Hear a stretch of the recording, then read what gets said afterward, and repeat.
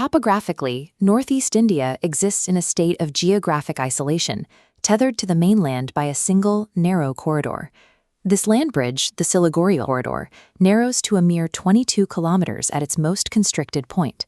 Within this bottleneck, the Eastern Command Cyber Monitoring Cell identified a deep penetration intrusion dubbed the Teesta Protocol. While a direct breach of military networks triggers immediate defensive protocols, this specific digital intrusion operates as a distraction for a broader infrastructure blackout. A digital attack achieves maximum impact when synchronized with a physical choke point. By dropping power and communications in a 22-kilometer gap, the adversary removes the possibility of routing around the failure. When physical geography and digital networks overlap, an adversary can achieve a geographic severance without launching a conventional military invasion. Countering an asymmetric threat of this scale requires an operative capable of functioning off-grid, with a background in deep cover surveillance. Major Arjun Sen represents the elite pedigree of the Para Special Forces. Attached to an NTRO black cell, his training focuses on identifying tactical patterns that traditional intelligence models often overlook. Sen's initial objective is to intercept Project Lotus, an apparent conventional military strike targeting border defense nodes. To intelligence analysts, Project Lotus is a logical target. It presents a recognizable footprint of cyber activity and aggressive positioning near military repeaters. Intelligence confirmation bias often leads agencies to focus on the most aggressive signal. By fixating on Project Lotus, the command cell allows the true, underlying operation to build momentum. The primary hurdle for any deep cover cell is moving assets and personnel through a militarized border zone without triggering alerts. The adversary exploits the massive, mobile civilian workforce that fuels the economy of North Bengal. In the regional tea estates, the vast terraced landscape provides natural geographic camouflage, making standard aerial surveillance difficult. The thermal signatures of thousands of daily workers mask the precise movements of sleeper cells, allowing them to blend into the civilian background noise. This environment allows for the establishment of safe routes and physical relay nodes bypassing military checkpoints. These nodes function outside the main communication grid, keeping the adversary's logistics invisible to cyber monitoring. Asymmetric stealth disguises military movement as civilian activity, turning the local economy into a logistical shield. On the NH-10 route, the heavy rains and narrow mountain passes create an environment where visual tracking is nearly impossible. To maintain contact with the protagonist in these conditions, the adversary requires a real-time intelligence feed. This is achieved through improvised signals intelligence, or SIGINT, platforms, using modified commercial drones to intercept nearby data transmissions.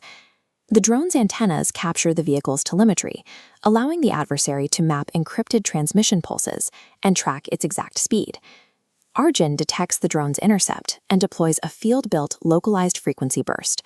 The device jams the drone's telemetry, overloading its flight control systems and forcing a terminal crash into the forest. Neutralizing the drone kinetically by shooting it would instantly reveal Arjun's position through sound and muzzle flash. Field survival in a high-tech environment requires neutralizing electronic threats without creating auditory or physical footprints. The geography of a mountain road makes it a natural setting for a high-risk ambush. A standard kill zone uses the environment to limit options. A mountain wall blocks one side, while a sheer cliff prevents escape. The adversary blocks the path with an unlit truck, positioning 3 ground shooters and a sniper to cover all retreat angles. The use of modified Chinese QBZ rifles identifies the attackers as members of a professional, state-backed unit rather than local insurgents.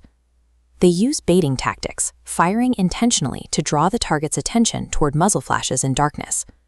Arjun ignores the visual bait, using auditory cues and mud footprints to locate the shooter's positions. He uses a close-quarters approach to neutralize the rear flanker, dismantling the ambush's geometry from within the kill zone. Dismantling an ambush relies on exploiting the enemy's psychological assumptions rather than matching their raw firepower. Throughout the kinetic engagement, the high-altitude sniper overwatch remains passive, simply monitoring the target. This valley is reminiscent of the Kupwara sector in Kashmir, where the sniper, Rudra Kaul, was presumed killed during a mission 3 years ago. The Black Veil incident in Kupwara left Arjun the sole survivor, creating a shared operational trauma with the man now watching him. The adversary's coordinator, Maya, orchestrates this psychological confrontation with clinical precision. Maya relies on algorithmic combat management, while Arjun is guided by human intuition and the instincts of a Viren operative. By forcing Arjun to encounter a ghost from his past, Maya uses the battlefield to run a behavioral test on his emotional stability. In deep cover operations, using an adversary's history against them transforms a tactical engagement into a behavioral test, forcing reactions based on trauma rather than training. The precise warning shots, the booby-trapped camp, and the encrypted drive labeled TSP-01 form an intentional sequence of data points left specifically for Arjun to find. This sequence forced Arjun into a guided deduction, funneling his professional instinct toward a specific conclusion the adversary had already mapped out. Project Lotus was a decoy. The actual objective is Project Dhurandhar. Dhurandhar is not a weapon, but a classified map of the region's infrastructure dependencies, linking military repeaters to civilian power and rail signaling nodes. Advanced adversaries don't just attempt to destroy your systems. They steal the blueprint of how those systems keep each other alive. Dependency targeting exploits a critical flaw.